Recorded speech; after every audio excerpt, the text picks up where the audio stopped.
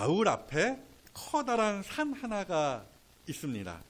그 산의 이름은 고린도입니다. 그리스 남부에 있는 도시인데요. 일단 이 도시는 굉장히 컸습니다. 빌립보가 그리스 북부 쪽을 아우르는 그 마게도냐 지방에서 가장 큰 도시 중에 하나였다라고 한다면, 여기 이 고린도라는 이 도시는 아가야 지방입니다. 그러니까 그리스 남부 지방 쪽이다, 이렇게 생각하시면 돼요. 그쪽에서 가장 큰 도시였다라는 이야기입니다. 교통의 요지였고 상업과 무역의 중심지였습니다. 그만큼 인구 숫자도 무지 많았겠죠. 추산해 보기로는 한 70만 명 이상이 되었을 것이다, 이렇게 이야기를 하는데요. 말이 70만이죠. 당시로서는 그렇죠? 세계적인 도시였다, 우리가 이렇게 이야기해 볼 수 있겠습니다. 바로 이곳에 바울이 혈혈단신으로 방문을 한 거예요. 바울로서는 굉장히 좀 막막하지 않았겠습니까? 도시는 딥다 크지, 또 나는 혼자이지, 그죠? 그러니까 여러 이제 상황을 놓고 봤을 때 바울로서는 좀 이렇게 말 그대로 좀 이렇게 후달렸을 것 같아요. 아마도 기도가 절로 나오지 않았을까 상상해 볼 수 있습니다. 하나님, help me, 뭐 이런 거 있지 않아요? 모르긴 해도 진짜 그렇게 기도했을 것 같아요. 이에 하나님께서 바울을 어떻게 도우십니까? 뭐 대단한 초자연적인 기적을 일으키시는 것이 아니라 단지 하나님께서는 만남이라는 일상적인 사건을 통하여서 바울로 하여금 그 거대한 고린도에서 살아남게 하셨다, 이 말씀입니다. 자, 오늘 우리에게 주어진 이 본문을 찬찬히 살피며 바로 그 만남이라는 것에 대하여 생각해 볼까 하는데요. 자, 먼저 한번 따라해 보실까요? 만남은 기적이다. 그 영화 보셨을지 모르겠어요. 이병헌과 고 이은주 두 사람 주연의 번지 점프를 하다 라는 영화가, 옛날 영화예요. 그런 영화가 있는데요. 거기에서 이병헌이 자기가 가르치는, 자기가 맡게 된 그 이제 학생들 앞에서 이런 말을 합니다. 이 지구상의 어느 한 곳에 요만한 바늘 하나를 꼽고 저 하늘 꼭대기에서 밀실 하나를 떨어뜨리는 거야. 그 밀실이 나풀나풀 떨어져서 그 바늘귀에 꽂힐 확률, 바로 그 계산도 안 되는 기가 막힐 확률로 지구상에 하고 많은 나라 중에 대한민국 중에서도 서울 안에서도 세현고등학교, 그 중에서도 2학년, 그걸로 모자라서 5반에서 우리가 만난 거야. 지금 네 앞에 있는 친구들도 그 엄청난 확률로 만난 거고, 또 나하고도 그렇게 만난 거다. 이렇게 이병헌이 대사를 칩니다. 여러분, 그러니까 사람과 사람의 만남이라는 것은 말 그대로 기적과도 같은 것이다 라는 거예요. 옆 사람과 좀 인사할까요? 뒷사람과. 당신을 만난 것은 기적입니다. 떨떠름한 표정도 있는데요. 오늘 본문에 이 같은 기적에 관한 이야기가 있다라는 말씀이에요. 본문 2절 보실까요? 아굴라라 하는 본도에서 난 유대인 한 사람을 만나니, 바울이 만난 거예요. 글라우디오가 모든 유대인을 명하여 로마에서 떠나라 한 고로 그가 그 아내 브리스길라와 함께 이달리아로부터 새로 온지라. 이런 구절이 있어요. 자, 보세요. 아굴라는 뭡니까? 본도 출신의 유대인이라, 이렇게 설명이 붙어 있죠. 본도는 지금의 튀르키예, 옛 터키의 북부 지방인데요. 아무튼 이런 거예요. 시골 변방에서 태어났던 유대인 아굴라는 돈 좀 벌어보겠다고 이탈리아 로마 본토에 왔을 것이고, 거기에서 돈 좀 있는 집안 출신인 브리스길라라는 여자를 만나 결혼을 했다. 어떤 부분은 제가 대충 지어낸 이야기이기도 합니다만은, 뭐 그렇다고 해서 이게 허무맹랑한 추론만은 아닙니다. 브리스길라가 꽤 돈이 많은 집안 출신이었다라는 것을 우리가 다른 성경을 통하여서도 우리가 생각해 볼 수 있는데요. 어찌되었건 이 두 사람, 이 아굴라 부부는요, 이탈리아 본토에 살고 있었던 사람들이었다라는 이야기예요. 그런데 본문에 딸려있는 이 설명들을 쭉 보니까 로마 황제인 글라우디오가 모든 유대인을 로마 본토에서 쫓아내는 칙령을 내렸다라는 거잖아요. 이게 실제로 있었던 일이었습니다. 글라우디오 황제가 주후, 그러니까 AD 41년경에 이탈리아 본토에 있는 모든 유대인들의 종교적 모임을 금지하는 칙령을 1차적으로 내렸다라는 것이고요. 이어서 주후 49년에 본문의 설명대로 이탈리아 본토에 있는 모든 유대인들을 추방하는 칙령을 2차로 내렸다라는 거예요. 이 일은 아마도 기독교와 관련이 있었던 걸로 보입니다. 로마 역사가인 수에토니우스의 기록에 의하면 크레스투스로 인하여서 로마 본토 안에 있는, 그러니까 로마 안에 있는 그 유대인들 간에 큰 소동이 일어났다라고 하는데요. 아마도 수에토니우스가 언급한 그 크레스투스가 예수 그리스도를 가리키는 것이 아니냐 하는 것이죠.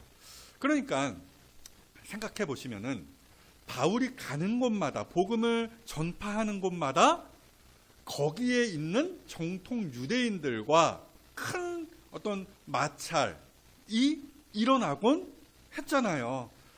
같은 일이 로마 본토 안에서도 있었던 것 같습니다. 진짜 난리가 아니었겠죠.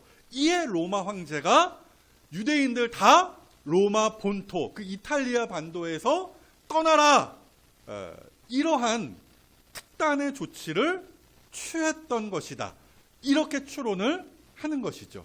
그러니까 당시 예수님을 이곳저곳 떠돌아다니며 땅끝까지 나아가 복음을 전파했던 사람은 바울 혼자만이 아니었다라는 거예요. 이름도 없이 빛도 없이 주님의 말씀을 따라 로마 본토까지, 이탈리아 반도까지 나아가 복음을 전했던 수많은 전도자들이 있었다라는 것이고요. 아굴라와 브리스길라가 그 중에 하나였던 걸로 보이는 것입니다. 아무튼 여차여차 하여서 아굴라와 브리스길라는 그 글라우디오 황제의 칙령에 따라서 주후 50년 초에 고린도로 이사를 왔습니다. 그렇죠? 저기에 있는 새로 왔다, 끝에 새로 왔다라는 말이 이사 왔다라는 거예요. 그리고 바로 그때 때마침 바울이 고린도에 도착을 했던 것이죠. 이리하여서 이 두 사람이, 아굴라 부부와 바울이 만날 수 있었던 것이었어요. 여러분, 이 만남에 대하여서 생각해 보세요. 이 일에 한치의 오차도 허용되지 않았다라는 사실을 우리가 생각해 볼 수 있어야 하는 것이죠. 만약에 글라우디오 황제가 그 칙령을 조금이라도 늦게 내렸다라고 한다면, 조금 더 보자, 상황을 지켜보자, 뭐 이런 식으로 글라우디오가 좀 우유부단하게 나아갔다라고 한다면 어떻게 되었을까요? 바울의 전도 여행이 몇 개월 먼저 시작이 되었다라고 한다면 아굴라가 그 황제의 칙령을 받고서 고린도가 아니라 에베소나 본도, 자기 고향으로 되돌아갔다라고 한다면 또 어떻게 되었을까요? 하여튼 이런 여러 조건들이 하나라도 맞지 않았다라고 한다면 이들은 만날 수 없었던 거예요. 이 만남이라는 사건은 있을 수가 없었다라는 말씀입니다. 그래서 제가 오늘 말씀드리는 것입니다. 만남이라는 것은 뭐와 같다고요? 기적과 같은 사건이다 라는 거예요. 자, 그렇다면 이 모든 만남, 이 기적과 같은 만남이 누구의 계획 아래에 있었을까요? 말할 것도 없이 하나님이시죠.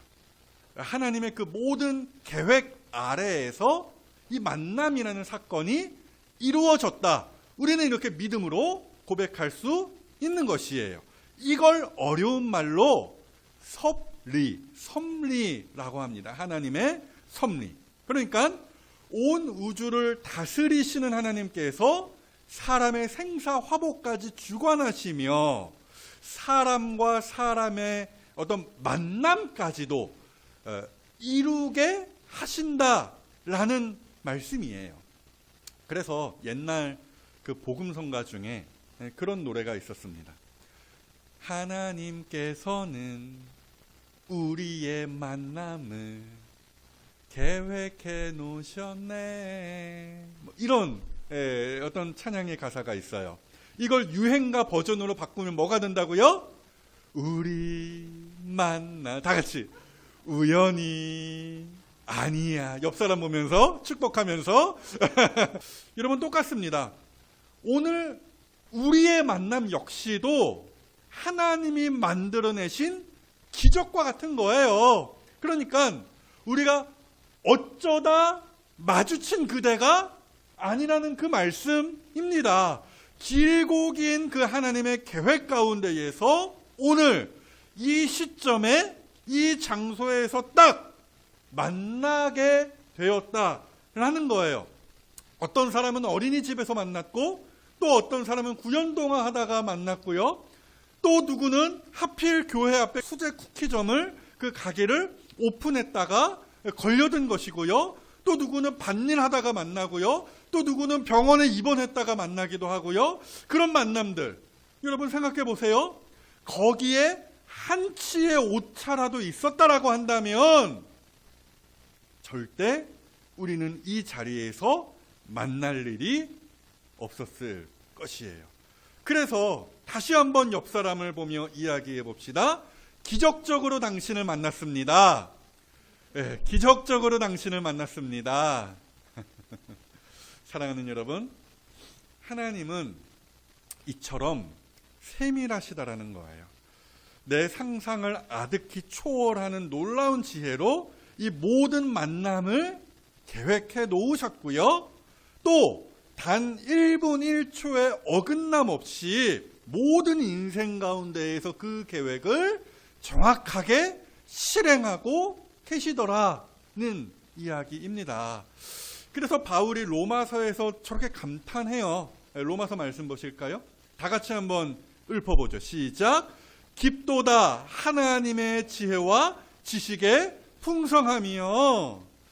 오늘 이 아침에 바로 그 하나님의 기가 막힌 섭리를 생각하며 감탄했으면 합니다.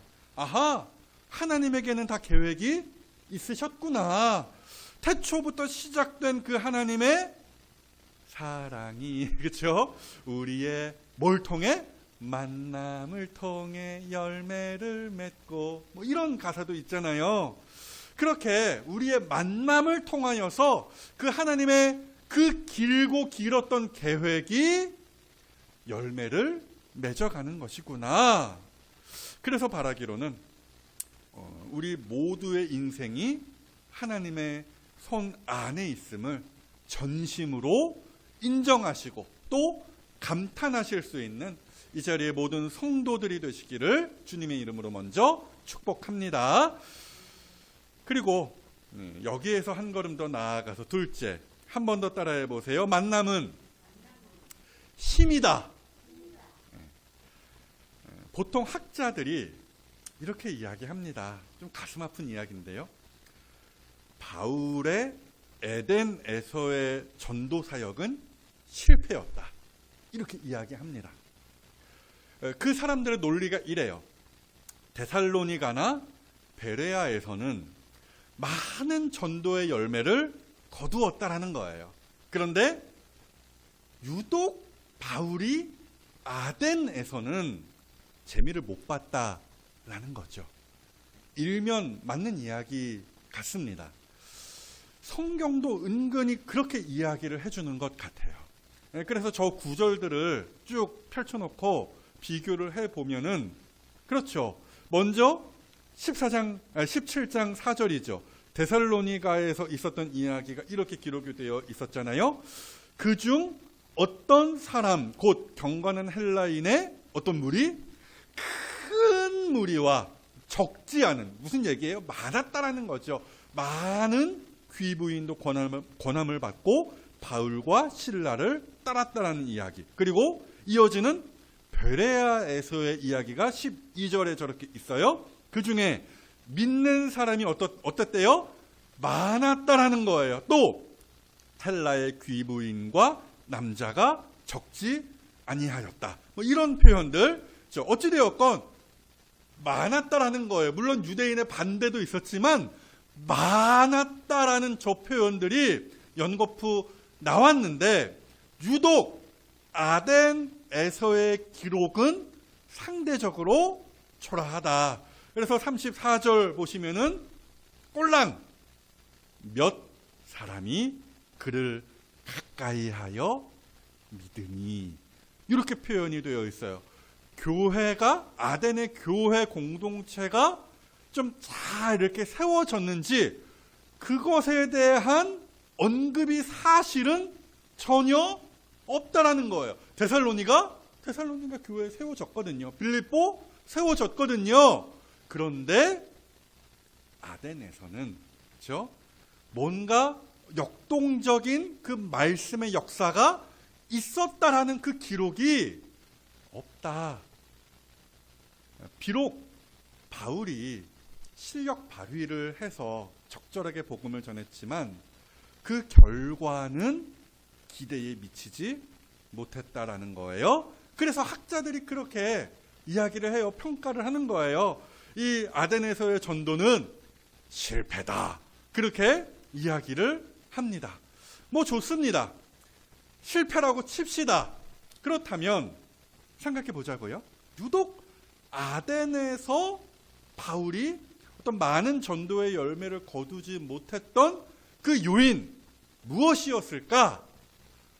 라고 묻는다면 저는 감히 이렇게 답을 내어놓겠습니다. 동역자들의 부재 때문이었다. 라고요. 자, 보세요. 데살로니가 그리고 베레아 거기에서는 바울과 함께하는 사람들이 있었어요. 누구였다고요? 실라와 디모데였습니다.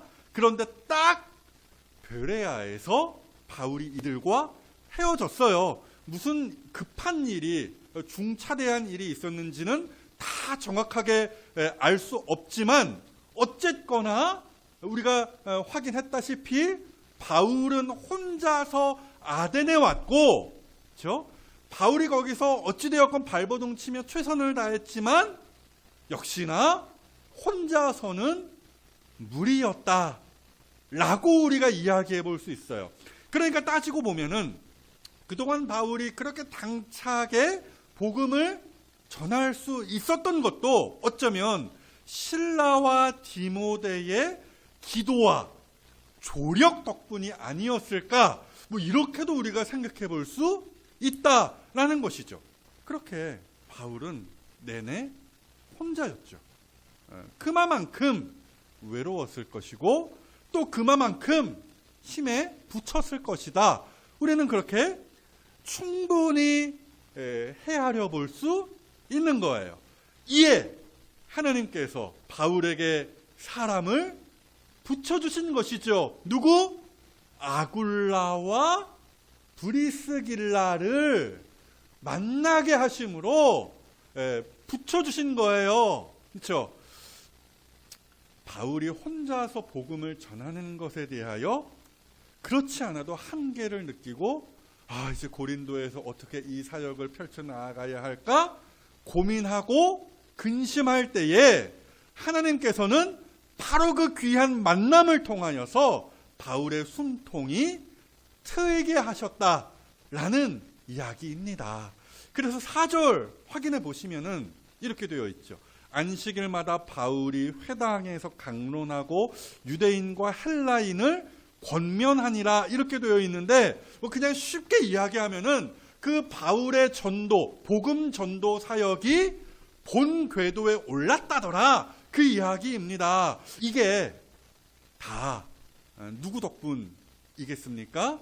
아굴라와 브리스길라 덕분이었다라는 거예요. 그러니까 만남이라는 것이 사역자 한 사람에게 어마어마한 힘을 주더라 그 이야기입니다. 만났을 때 바울이 본격적으로 맘 놓고 이렇게 회당에 들어가서 사람들을 만나며 복음을 전파하며 사역할 수 있었던 거예요. 뿐만이 아니죠. 이어지는 5절도 보세요. 실라와 디모데가 마게도냐로부터 내려왔대요. 그러니까 잠시 떨어져 있었던 그 전우들이 드디어 고린도에 도착을 했던 것이죠. 말 그대로 바울에게는 뭐와 같았겠어요? 천군만마와 같았겠죠. 게다가 이때 실라가 마게도냐, 특별히 저 빌립보 지역에서 고린도로 내려오면서 뭘 가지고 왔냐면 빌립보 교회, 루디아 뭐 그런 이름 기억나시죠? 빌립보 교회 성도들이 보내준 헌금을, 바울의 선교 활동비를 가지고 왔다더라는 거예요. 본문에 그런 이야기가 나오진 않지만 뭐 고린도 후서나 빌립보서나 뭐 이런 데를 보면은 그 사실을 우리가 확인할 수 있어요. 그 덕분에 생활적인 면에서도 숨통이 트인 것이죠. 제가 얼마 전에 이제 그런 작년 헌금 수입에 대한 보고를 여러분들께 이제 다 이렇게 꼼꼼히 드렸습니다만은 거기 보셔서 아시죠? 작년 말에 제가 그러니까 전에 사역했던 그 교회의 성도님 한 분이 거액의 헌금을 이제 우리 교회로 보내 주셨거든요. 제가 그 성도님에게 이렇게 감사의 인사를 드렸습니다. 성도님의 헌금 덕분에 내년 한 해, 그러니까 올해죠. 올해 제가 더욱더 목회에 전념할 수 있겠습니다. 참 감사합니다. 라고 감사의 인사를 드렸습니다.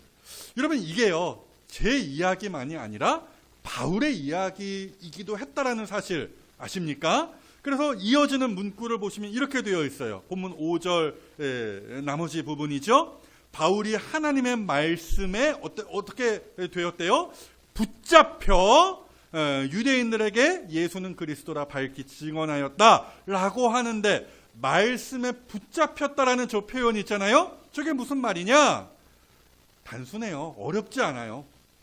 바울이 복음 전파하는 일에 오로지 전념했다더라 그 말입니다. 그러니까 그 전에는 이것저것 신경 쓰느라고 설교에 집중하지 못했던 적이 많았던 거예요. 그런데 이제는 우군, 든든한 우군들이 뭐 좌총룡, 우베코 뭐 이런 거 아닙니까? 아굴라 부부, 또 실라와 디모데, 말하자면 드림팀을 이 고린도에서 바울이 이루어낸 것이죠. 그렇게 든든한 우군들의 지원 사격에 있었고요. 또 물질적으로도 풍요로웠어요. 뭐 부자가 되었다 뭐 이런 이야기는 아닙니다. 어찌되었건 그래서 이제 바울이 설교하는 일에 오롯이 집중할 수 있었다라는 그 말씀이 저 5절의 말씀이 되는 것입니다. 자, 보십시오. 바울 혼자서는 쉽지 않았습니다. 그런데 하나 둘씩 그 바울의 동역자들이 가세했을 때에 판세와 기세가 달라졌다라는 것이죠. 여러분, 이걸 이해하기에 또 설명하기에 딱 좋은 예가 저에게 하나 있습니다. 제가 직전에 사역했던 대광중앙교회 이야기인데요. 제가 개척하면서 작년에 나온 이후로 그 교회는 지난 1년 동안 부목사를 구하지를 못했습니다. 그에 따라 담임 목사님 혼자서 무지하게 고생을 하셨습니다. 그래서 가끔 제가 유튜브 이제 들어가서 이제 보면은 담임 목사님이 곧 이제 쓰러질 사람처럼 힘없이 설교하실 때가 무지 많았어요. 그런데 참 감사하게도 이번에 부목사를 구했습니다. 그랬더니 제가 확 그걸 느끼겠더라고요. 담임 목사님의 설교가 달라지더라는 거예요. 그 기세가 달라지더라는 것이죠.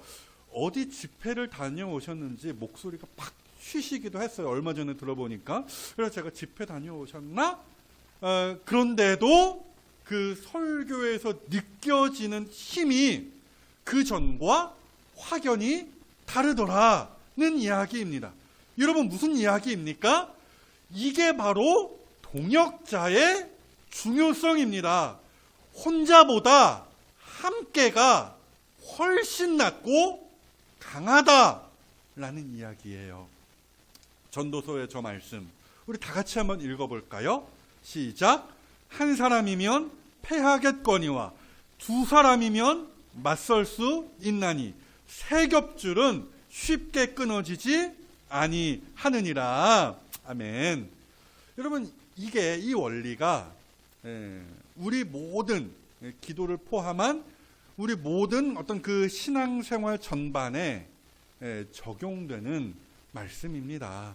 가령 누가 병이 들었다, 어디 입원을 했다, 아프다라고 한다면 어떻게 해야 되겠습니까?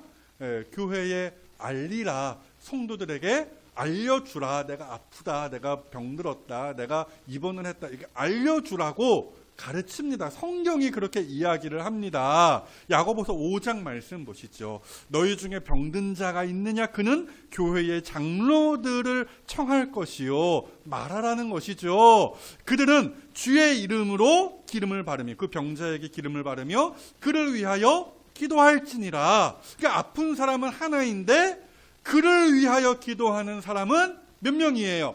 여럿이라는 것이죠. 예수님께서도 그렇게 말씀하셨잖아요.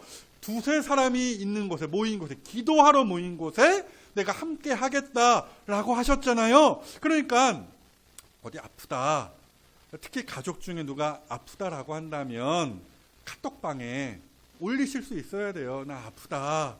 그렇죠? 한 사람보다는 여럿, 함께가 훨씬 낫고 강합니다.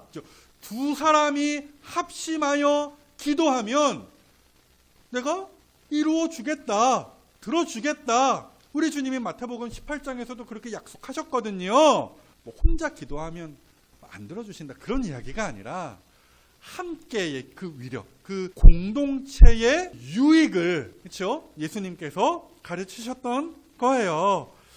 그렇게 우리가 함께 뭘 하더라도 함께 한다면 훨씬 거기에 힘이 있을 것이고 더 큰 영향력을 또 더 나아가서 많은 열매를 거둘 수 있게 되어질 것이에요. 사랑하는 여러분, 하나님은요 나를 홀로 내버려 두시지 않으세요.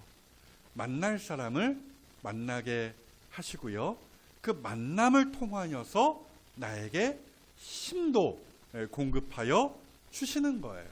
그러므로 우리를 한 교회로 이렇게 불러주신 하나님을 먼저 찬양하십시다.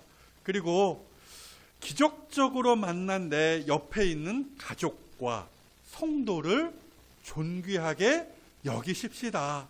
더 나아가서 하나님께서 우리를 통하여 이루어내실 그 큰 일을 기대하며 서로를 격려하고 서로를 의지하십시다.